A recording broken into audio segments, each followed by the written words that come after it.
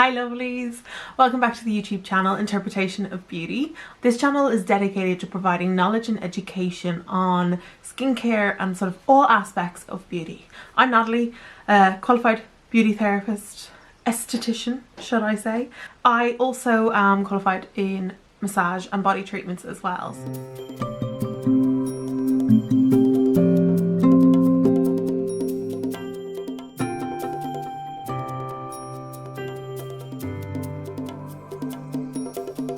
Today I want to talk about stress. So I wanted to talk about stress because at the moment everyone's stressed. It's bringing out the good and the bad in people, but I want to talk about the way our bodies deal with stress differently. How stress can change what's happening on our skin and how stress can change what's happening in our bodies. What is stress? Stress is physical and emotional tension in the body. Stress is your body's reaction to a challenge or a demand. Stress is what used to keep us safe as cavemen. Our bodies would produce more adrenaline, which meant that we were on high alert, we were able to take in more of our surroundings, and we were able to get away from the predator that we noticed was hunting us. We were able to keep ourselves safe. In this day and age, it's not so much a beast that is about to attack you, but different changes in what's happening in our relationships, in work, in our lives, they cause that same adrenaline effect, which is stress in our bodies. Some people will get stressed over things that other people don't. Some people eat when they're stressed, some people don't eat when they're stressed. Some people are jittery when they're stressed, some people go into almost a catatonic state when they're stressed. But the way stress affects the body, what stress does in the skin is it exasperates things. It makes problems that are already underlying there become out of control. This can trigger psoriasis. It can trigger eczema in people who haven't suffered from years. You can have skin flare-ups such as rosacea, sensitive skin, acneic spots. A lot of the times mentally we can't deal with what's happening because we're already focusing so much on one area that when we have flare-ups from stress, they seem like a lot worse. We sometimes get very pessimistic and saying that this is the worst flare-up of rosacea I've ever had, or my acne's gotten so bad. What happens when we're stressed? 9 out of 10 times we actually stop looking after ourselves first and foremost. You may have a really good skincare routine going every single day. When we're stressed, our brain focuses on what we're stressed about. So a lot of the time self-care and things that are part of our routine go by the wayside. So what I would say first of all, when you are feeling stressed and you're seeing that your skin is flaring up, be it you're finding you're a lot drier, you're more sensitive, there's a lot more oiliness, maybe you're breaking out more, maybe you're developing rashes. Look at, have you changed anything in your routine? Is there something that you were regularly doing all the time that you've now stopped doing because you aren't looking after yourself as much? I know for me, when I first bought my house, I'd have a bath at least once a week. And I went almost 7 months without having a bath since the pandemic started because my brain power was focused on everything else. I couldn't focus on doing that one thing for me to look after myself. A lot of the time when we're stressed, our diet isn't great either. We're looking for fuel to keep our body going, but we're not actually nourishing our body. A lot of time when you're stressed, you resort to sort of higher sugar foods and more fatty foods. And we all know that they can cause flare-ups in our skin. I had a friend growing up who's, when she ate too much chocolate, her acne used to flare up. And then unfortunately with skin, it's a vicious cycle. You're already feeling stressed, you're maybe neglecting your skin, or the cortisol is stimulating these problems a little bit more. You maybe are neglecting your diet too, and then you start to feel stressed because your skin is acting up. The best thing I can say about when your skin is flaring up during stress is be kind to it. Be kind to yourself. If you are finding you are getting more acneic spots, don't go hell for leather on your skin. A lot of the time stress acne is also quite a sensitized acne too, so you want to make sure you're looking after your skin. The same way I'm saying you should be looking after yourself, you want to look after your skin. Nourish your skin, hydrate your skin. Yes, still use your salicylic, still use your glycolic, still use your products that you are using to control the oil. Maybe instead take 10 minutes every 3 or 4 days and use a salicylic mask on the area.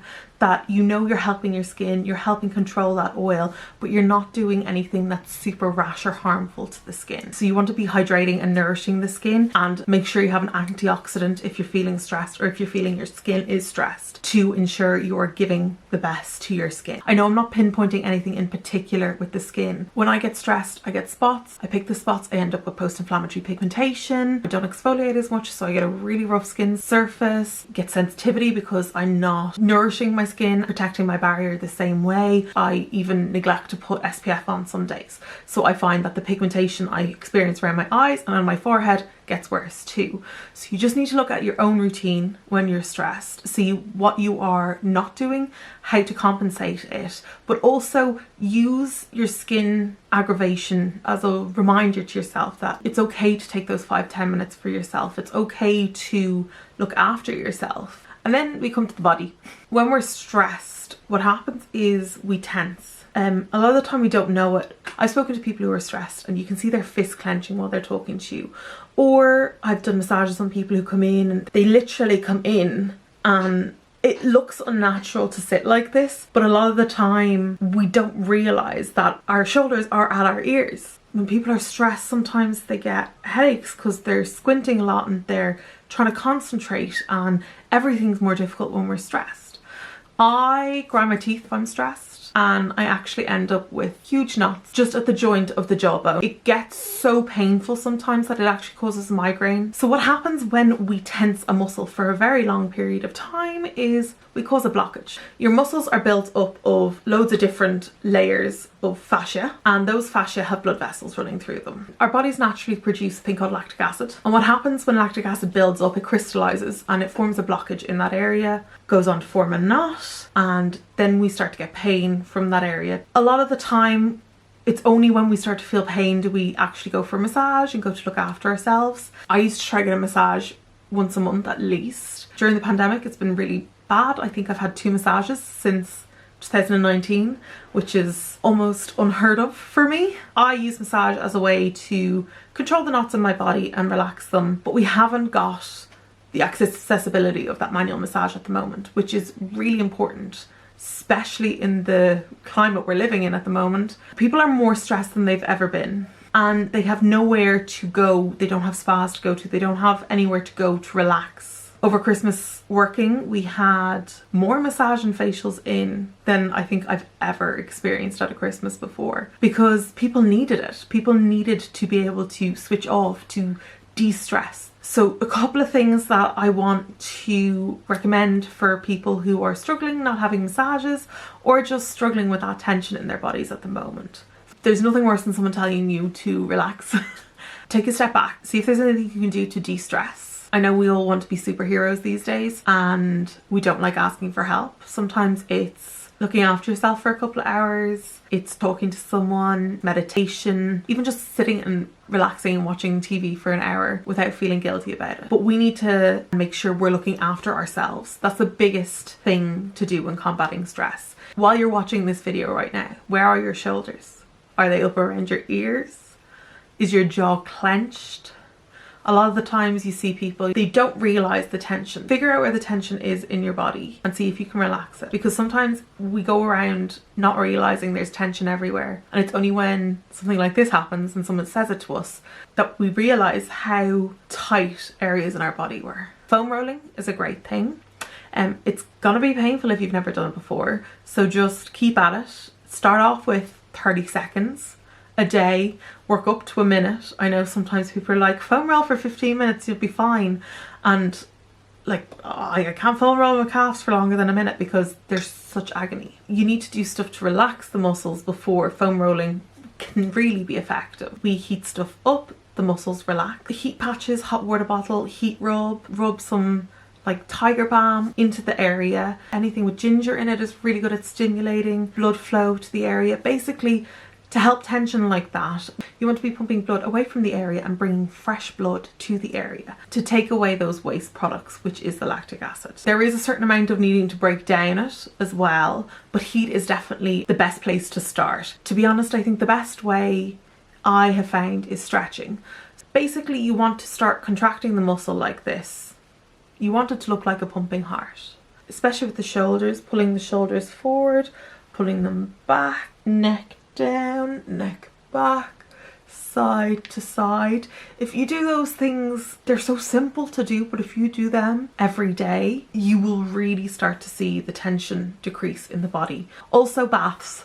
Baths are great. Very hot bath with some Epsom salts. The hot bath is relaxing the muscles, giving them that little bit of and then the Epsom salts to detoxify. If you don't have a bath at home, I used to always tell people while I was working, a basin with hot water and Epsom salts in it, and put your feet in it. Reflexology shows this, that your feet are pathways to the whole body. They have shown that if you rub garlic on your sole, within a couple of days you could start smelling it on your breath. It really works well if you don't have access to a bath for full body. Now, it's not going to be as good, but it is definitely going to benefit you, and it also gives you that couple of minutes to just calm down, relax. So if you are finding you are feeling flare-ups in the skin or pain in the body, even if you don't think it's because of stress, take those couple of seconds while you're in the bath, pop a face mask on. Give yourself a little mini facial if you're finding that the skin's feeling rougher. But just look after yourselves, be kind to yourself, and just know that it's not your fault that your skin is flaring up and that your body is in agony. But the little things we can do is just look after ourselves and take time for ourselves. Now, I hope that was informative and that it answered some of your questions. If you have any questions, please leave them in the comments below. Please like and subscribe and share this video with just one friend. It really does help. And I will see you all guys in the next video. Bye.